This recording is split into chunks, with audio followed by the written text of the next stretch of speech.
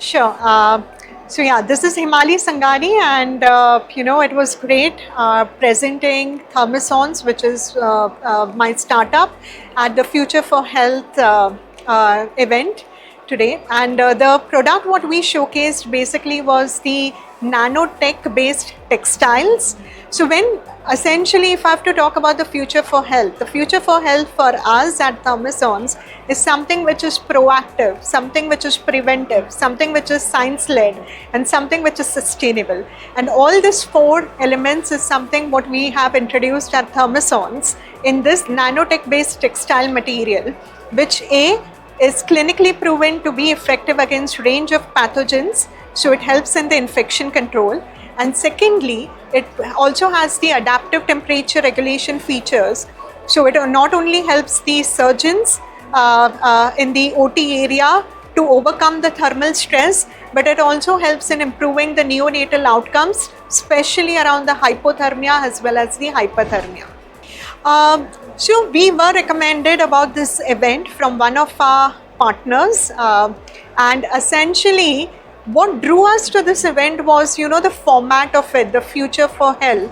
It was not just simply, exhibiting the products, interacting with the, the distributors, dealers, or the prospective customers, but it was actually presenting the innovation, what we have done, to a large scale audience.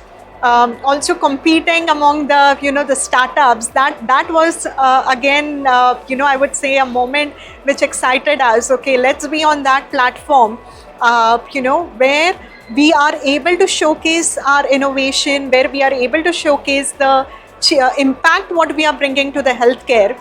And the idea was obviously with the larger picture in mind, that we want to go to Germany, we want to be that Indian startup to be exhibiting at the startup pod, competing at the startup pitch in the at Medica event in November.